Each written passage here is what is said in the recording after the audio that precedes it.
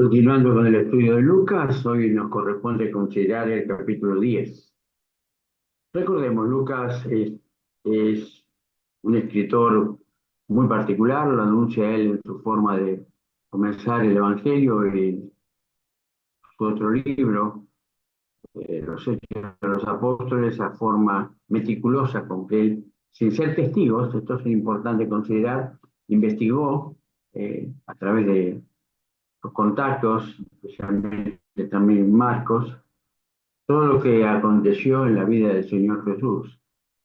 Y una de las cosas que justamente se destaca en Lucas, a diferencia de Marcos, que señala mucho los milagros, Lucas señala mucho las parábolas. ¿Sí? Y en este capítulo podemos decir, aunque son varios párrafos, tres temas diferentes que el Señor Jesús enseña. En primer lugar, nos sorprende, y es el único lugar donde está señalado, también hay algo en Marcos 10, que el Señor envía 70 discípulos, que no los conocemos, era un grupo evidentemente cercano al Señor, quizás en un segundo orden después de los discípulos, serían más jóvenes también, pero habían recibido toda la enseñanza del Señor Jesús para ser enviados por Él de dos en dos por un tiempo corto a las ciudades de alrededor. ¿Por qué 70? Bueno, 70 era un número muy común. Moisés tenía 70 ancianos en su gobierno para con el pueblo de Israel. El Sanedrín estaba compuesto por 70 también, el Sanedrín judío. Por lo tanto, era un número que nos sorprendía y evidentemente Dios nos fue preparando a ellos también. Y es interesante como lo que le dice a esos 70 en ningún momento se lo dice a sus discípulos, ¿no? La forma de salir sin llevar muchos recursos y sobre todo especialmente, bueno, no pretender nada, el lugar donde lo recibieran, que ellos estuvieran allí, le dieran de comer lo que sea.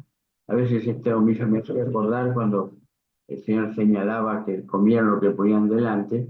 Muchas veces cuando uno viaja le preguntan si hay alguna comida que no podemos comer o algo especial, ¿no? Le digo, le decimos siempre, lo que ustedes coman está bien, está todo muy bien, o sea que no hagan nada especial, simplemente sigan moviéndose en el hogar con lo habitual.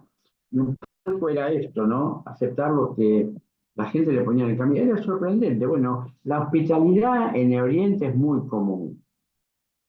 Contaba el misionero Ortega que él cuando salía por los montes, aquí en Jujuy, él no sabía dónde iba.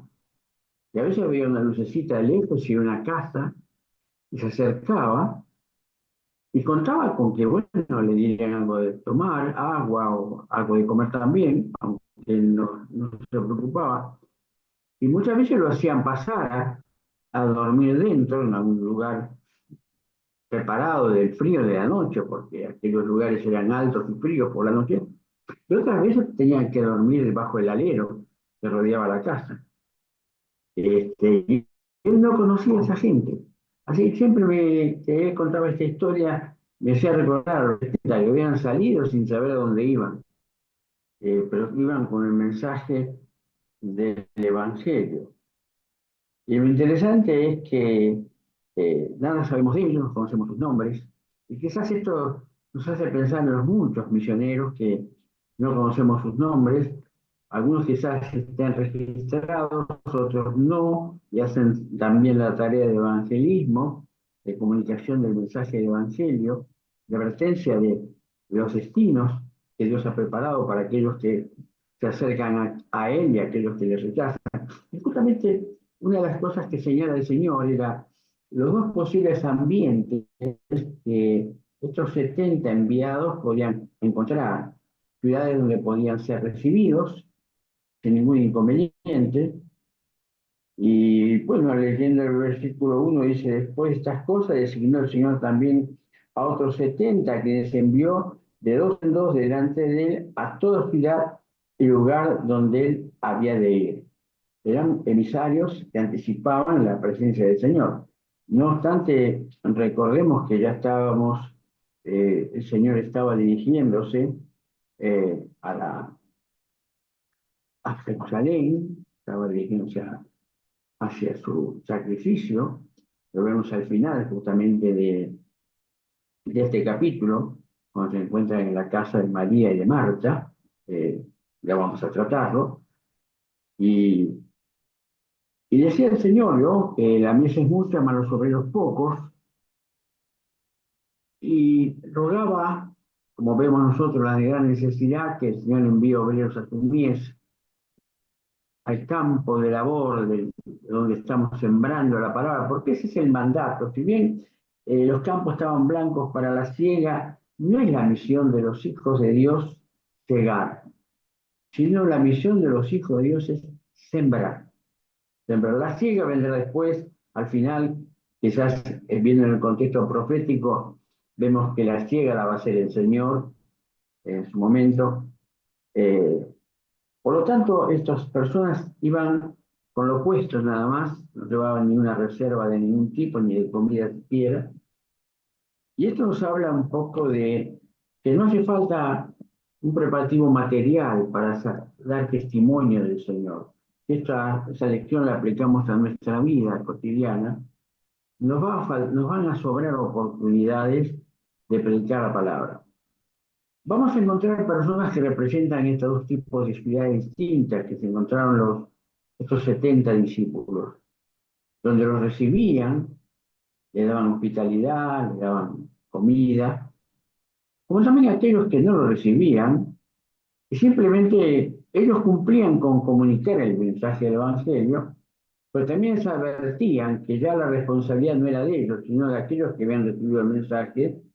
Y el Señor fue muy categórico, dice que se sacudirán aún el polvo de esa ciudad, de los caminos, para que nada llevaran de esa ciudad que quizás en el futuro, aunque no conocíamos, fueron muchas las ciudades que los recorrieron, iban a recibir un castigo peor que aquellas ciudades que fueron castigadas en la antigüedad por su pecado. Esto nos advierte, hermanos, la importancia de que el mensaje del Evangelio que prediquemos, tanto en palabras como en testimonio personal, sea claro, que no sea confuso, ni tampoco equívoco, sino que quede muy clara la responsabilidad que el mensaje del Evangelio transmite a aquellos que lo escuchan, dado con mucho amor, con mucho énfasis, con mucho entusiasmo, en el sentido de decir que nada hay que pagar, simplemente reconocer los pecados y aceptar la salvación que nos ofrece Cristo por medio de su sacrificio en la cruz, pero que de ahí en más, esa responsabilidad de nosotros de transmitir el mensaje pasa ahora a la persona que recibe el mensaje y tiene que tomar la responsabilidad para con Cristo. Nuestra responsabilidad es con las personas cuando predicamos el Evangelio. A mí a veces, yo lamento a veces tantas personas con las que uno se ha cruzado y no a todos ha podido explicar el mensaje del Evangelio.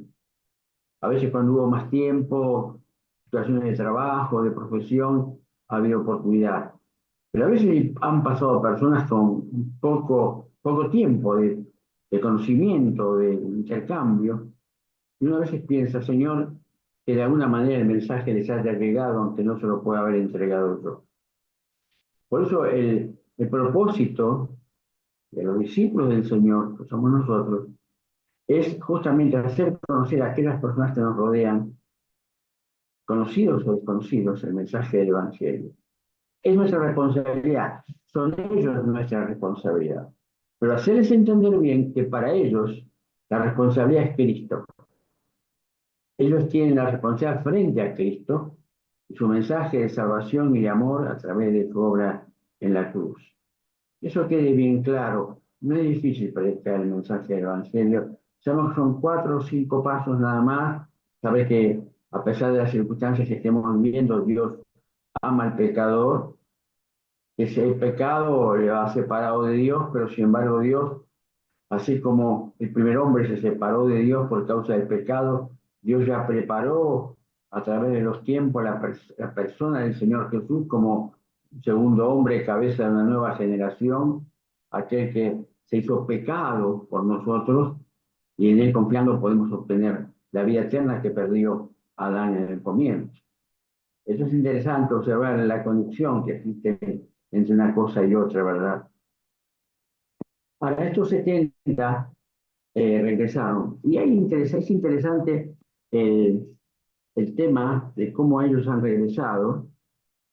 El Señor le advierte de los castigos que estas ciudades que no le recibieron podrían llegar a tener.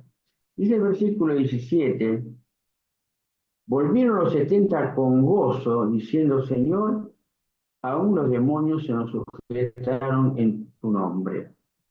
Bueno, aquí nosotros tenemos que hacer una salvedad. Eh, Aquel tiempo era un tiempo diferente. El Señor aún todavía no había muerto en la cruz. Y el Señor había conferido seguramente a estas personas el poder de dominar a los demonios, de exorcizar a aquellos que estaban endemoniados, que había muchos endemoniados. Decíamos justamente en estos días lo difícil que es el predicar el Evangelio en el norte del país, por la mucha brujería que hay, por la mucha hechicería. Y tenemos noticias de misioneros que tienen dificultades en una población con amenazas de muerte para con los misioneros, amenazas de todo tipo, dificultades para con las personas que quedan allí en la población, como el testimonio del mensaje del Evangelio entregado por los misioneros que van una vez por semana a visitarles. Y justamente porque hay mucho de eso, hay mucha idolatría, paganismo y hechicería. Evidentemente Satanás está obrando desde los tiempos remotos y más aún, sobre todo la ignorancia de las personas. Y a veces no es tanta ignorancia, porque hay muchas personas que creen en el paganismo, como decimos siempre, de los dioses paganos, los dioses cotidianos domésticos que tiene nuestra cultura, ¿no es cierto? Y la gente los adora, les ofrece sacrificios, dedicación del tiempo y del dinero también. Pero esos hermanos venían con gozo. Y queremos que más que el poder haber dominado eh, los demonios, venían con gozo de predicar el mensaje del Evangelio.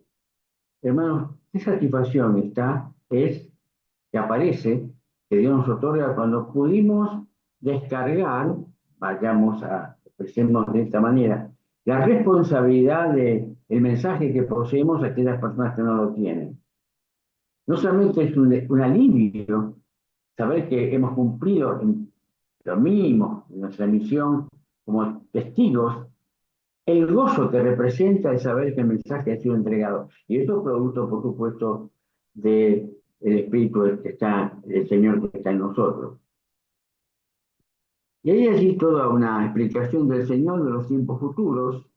Hay algo de profecía del tiempo en que eh, vendrá, el Señor hace un paréntesis y les explica, aunque ellos no entienden, las cosas que habrán de suceder en el futuro. Pero luego vienen dos historias muy interesantes. La primera es justamente la que da pie a la parábola del buen samaritano, que también Lucas es el único que la narra, y es justamente que dice la palabra en el versículo 25, y aquí un intérprete de la ley se levantó y dijo, para probarle al Señor, mm, Maestro, haciendo qué cosa heredaré la vida eterna. No sabemos si la prueba era porque lo ignoraba o si pensaba que Jesús no iba a tener la respuesta, pero lo quiso probar. Yo creo que lo ignoraba, porque ellos sabían perfectamente que ni aún cumpliendo con los mandamientos podían obtener la vida eterna. Era la gran preocupación de ellos el cumplir con todos los requisitos. No eran solamente 10 mandamientos, había muchos mandamientos, había muchos estatutos, como dice el capítulo 119 de los Salmos, leyes, estatutos, mandamientos, palabras, todo aquello que formaba eh, centenares de mandamientos y reglamentos que el Señor había establecido y que también los profetas o los sacerdotes habían establecido para con el pueblo en las cosas más cotidianas. Ahora, el Señor utiliza un método que es muy bueno cuando generalmente uno es consultado por un problema de alguien, y es preguntarle a la persona qué ha hecho o qué sabe al respecto. Pongamos que nosotros nos acercamos con el mensaje del Evangelio y la persona dice, reconoce los hijos de Dios y las hijas de Dios una capacidad diferente de poder responder a ciertas inquietudes o interrogantes o problemas que las personas pueden tener a nivel personal o familiar. Y bueno, alguien puede venir a preguntarnos acerca de un problema, una dificultad. ¿Y qué hace el Señor? Eh, Escrito está en la ley. ¿Cómo lees? O sea, le devuelve la pregunta a él. ¿Qué entiendes tú? Tú que eres un especialista, tú eres un intérprete de la ley. Eh, Era un escriba, un intérprete de la ley, aquel que tenía la facultad de comunicar al pueblo lo que Dios está queriendo decir con su mensaje. Y era una persona muy cuidadosa de lo que decía, por supuesto, y lo que interpretaba. Pero evidentemente había respuestas que no podía dar. Pero le dice, ¿qué está escrito en la ley? ¿Cómo lees? Aquel respondió, dijo, fíjense cómo se fue al centro de la cuestión. Eh, ¿Ustedes recuerdan cuando el Señor entrevista al joven rico en los mandamientos sabes? ¿Y qué dice el joven rico? Lo mismo que dice el escriba. El primer mandamiento era amarás a tu Dios con todo tu corazón, con toda tu fuerza, con toda tu alma y con toda tu mente, o sea, con todo tu ser integral, y a tu prójimo como a ti mismo. Y le dijo, bien ha respondido, haz esto y vivirás. Ahora, evidentemente, sabemos bien que los mandamientos, si bien Dios los dio para un bienestar del pueblo, es los mandamientos donde toda la mayoría de las leyes y legislaciones del mundo se han basado, sean países cristianos o no cristianos. Esto es lo maravilloso de la palabra de Dios, porque es universal.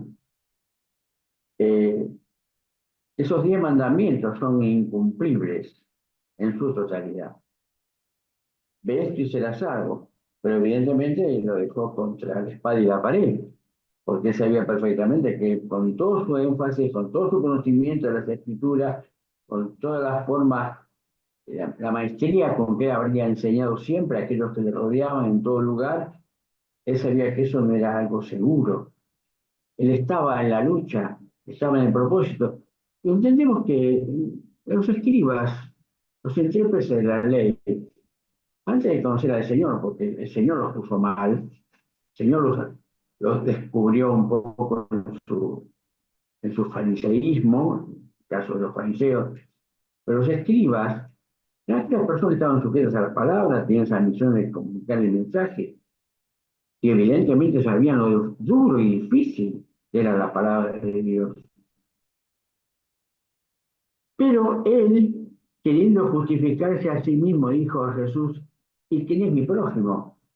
Esto me llama la atención a mí, ¿no? Como que un hombre intérprete de la palabra no supiera quién fuera su prójimo. Yo creo que él tenía sus conocimientos y también sus dudas. Y quizás él pensaría que su prójimo era algún ser especial, no cualquiera, quizás otros escribas de su mismo nivel intelectual o espiritual. Y evidentemente el Señor le quiere decir que aún la persona más insignificante a sus ojos, aún más débil, más enferma, necesitada, era su prójimo. Y le relata justamente la historia tan conocida, una de las historias más conocidas de la Biblia, que es, dicen los estudiosos y los que han transmitido el mensaje, es la parábola del buen samaritano. Y esta palabra de la parábola del buen samaritano conocemos bien que bajaba un hombre de Jerusalén a Jericó. Dicen los que conocen el terreno, la arqueología y aún la orografía, el lugar, que justamente Jerusalén está a 750 metros por encima del nivel del mar. Y Jericó está cerca de el Mar Muerto, está a 400 metros bajo el nivel del mar. Fíjense, hermanos, qué distancia, casi más de 1000 metros de altura. ¿En cuánto recorrido? En 30 kilómetros. En 30 kilómetros se descendía de Jerusalén a Jericó 1000 metros. Y eso es significativo para una ruta que además eran desfiladeros, rocosas, no era una ruta asfaltada, era difícil y justamente era peligrosa, eh, porque justamente tenía cavernas a su alrededor, lugares intrincados, difíciles, cansadores, la gente se lastimaba y también era aprovechada por los ladrones. O sea que siempre el Señor que narraba una parábola era algo conocido para aquellos que escuchaban. Cuando estaba narrando la historia o la parábola del sembrador, es muy probable que el Señor, frente a esa multitud que tenía aquí en el monte en Galilea, estuviera viendo un sembrador en el horizonte sembrando, y tampoco hacía falta eso. Ellos sabían a qué se refería y cómo se refería, y el cómo la semilla podía caer en distintos terrenos. Era algo obvio. Y en este caso, sabía que alguien que bajara por Jerusalén a Jericó podía tener esa situación. Por eso los viajes en caravana, en grupos, a veces personas con cierta capacidad de estar armadas, espadas sobre todo, y poder defenderse. Y dice que en ese camino, bueno, es una parábola, pasó tanto un sacerdote como pasó también un escriba. Me imagino que el escriba se habría sentido tocado cuando habló de un sacerdote que quizás vaya a saber si él se dirigía, estaba subiendo a Jerusalén, supongamos, y si él pensaba que estaba herido o estaba muerto, era tocar un cuerpo impuro y iba a llevarle 7 días purificarse y no poder asistir al templo, que era un sacerdote que iba con esa misión. Un escriba que también tenía sus puritos, sus prejuicios, eh, en pensar de que la persona que estaba allí no sabía que, porque también los ladrones tenían una artimaña, que se hacía uno de ellos un herido, y cuando el viajero se acercaba, justamente, no solamente aquel que no estaba herido lo asaltaba, sino que también venían sus cómplices para hacerlo. Era una trampa que también se era costumbre utilizar. Así que de esas situaciones se evadían. Pero yo estaba narrando más que nada el espíritu de las personas que justamente tenían una misión para con el prójimo especial, como un sacerdote, como un escriba, y también la de un viajante más. Pero en ese caso, aunque no dice que el que bajaba a Jerusalén era un judío, dice que era un hombre, posiblemente descendía de Jerusalén a Jericó, sin embargo, era un samaritano el que pasó. ¿Por qué había enemistad entre los samaritanos y los judíos? Como encontramos aquí en el capítulo 4 de Juan.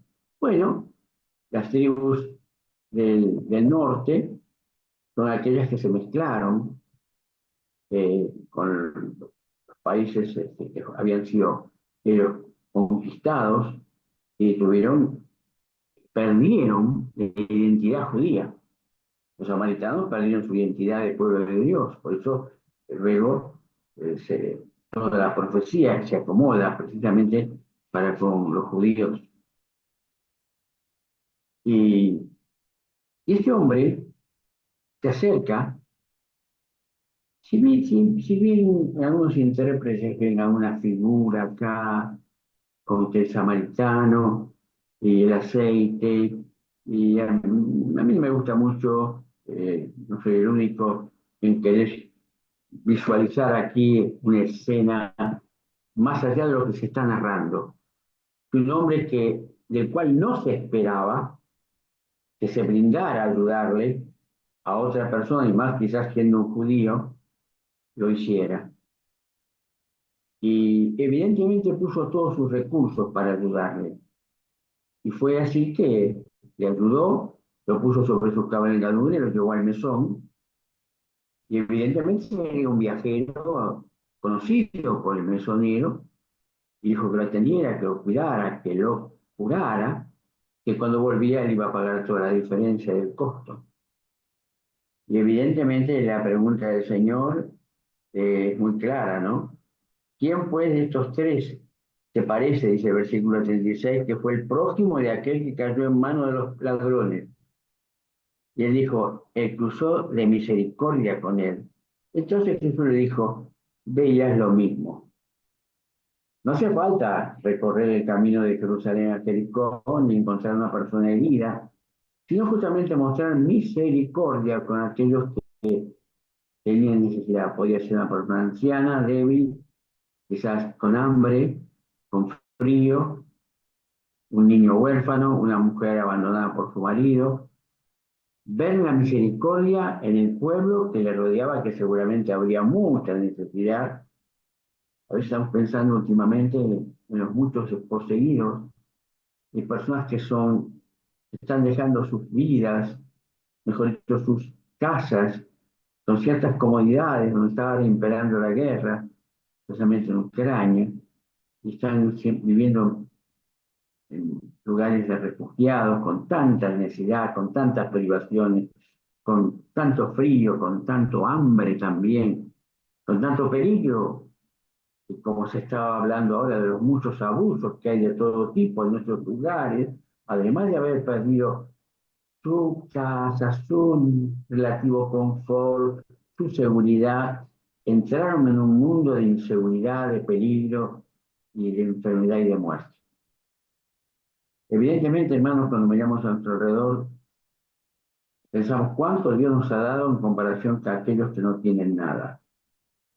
Hemos estado hablando estos días de los misioneros, de la tarea de PEMA y la tarea de CONFE, y siempre estamos mucho más bendecidos en recursos que aquellos hombres y mujeres que, como estos 70 al principio del capítulo, salieron a predicar el Evangelio. Y nosotros somos aquellos responsables de darles de comer, de vestirles, de alentarles, de dar las producciones necesarias para poder moverse. Hermanos, nada nos vamos a llevar. Y lo que Dios nos ha dado, siempre nos ha dado para compartirlo. Nunca es para nosotros exclusivamente. Si pensamos así, estamos equivocados, estamos pensando como el mundo lo hace. El mundo piensa que lo que tiene es de ellos y nada es de ellos.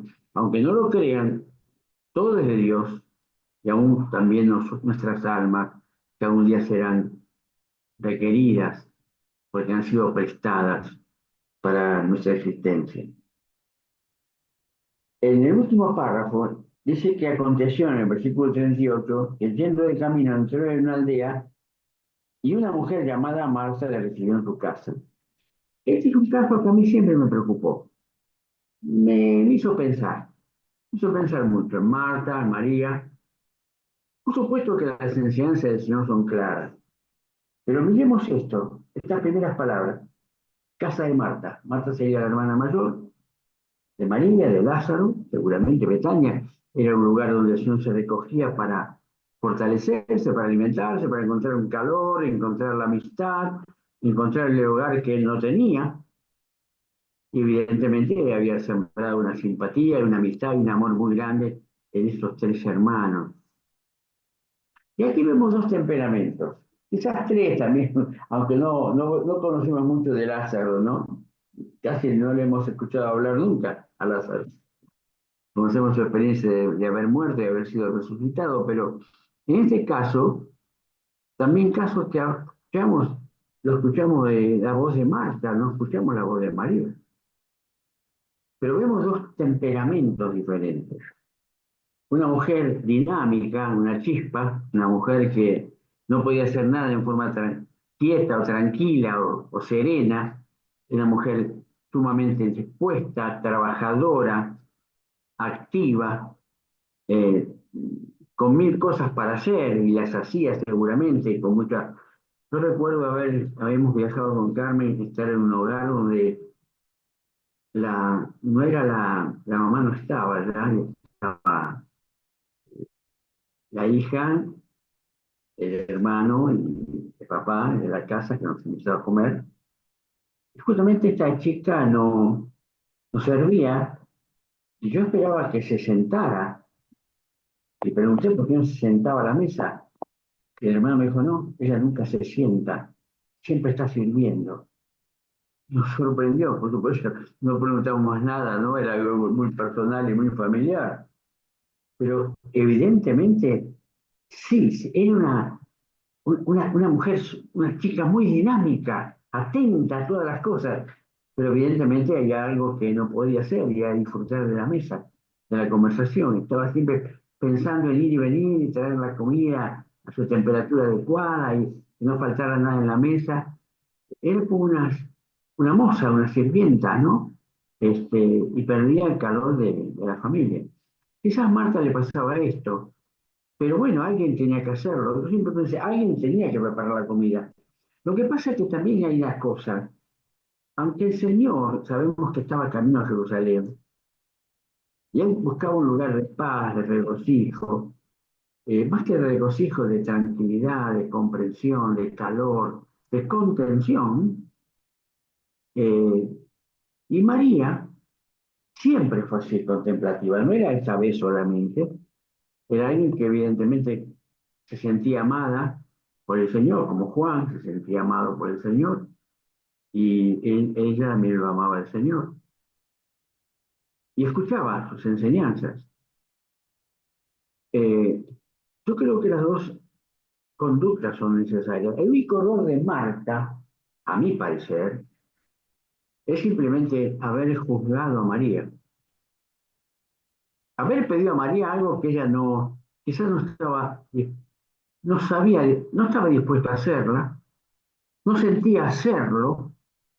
Más, María estaba acostumbrada a que Marta lo hacía todo, no daba lugar a que otro hiciera algo junto con ella, jamás que nunca había pedido ayuda, quizás, porque si era costumbre hacer entre las dos las cosas, hubiese sido que se hubiesen puesto de acuerdo.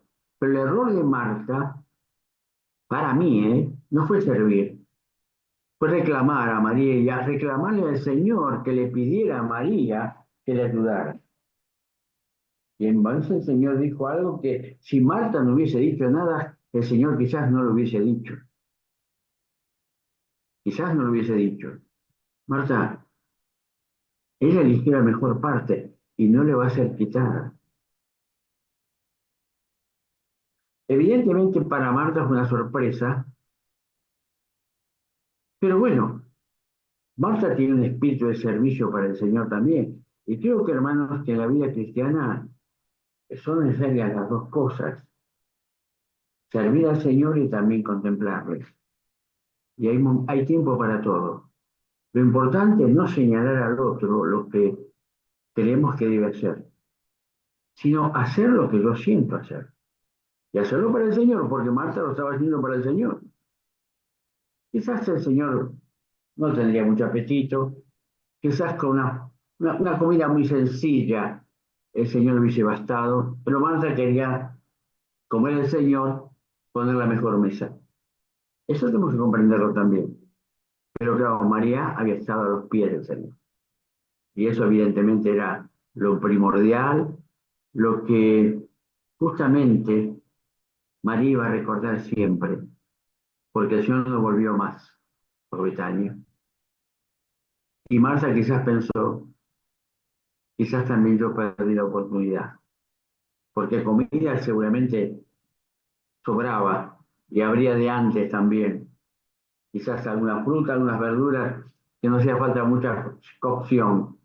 La comida hubiera sido muy sencilla y abundante también. Y sin embargo, Marta no ocupó ese lugar tan importante como era contemplar al Señor y escucharlo.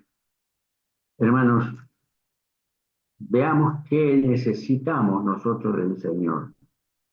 Veamos qué talentos y dones Dios nos ha dado. Desde el comienzo, como aquellos discípulos que no tienen nombre, para nosotros, no le conocemos, creo que estamos representados allí en ir por el mundo y predicar el Evangelio y volver gozosos por haber cumplido la misión.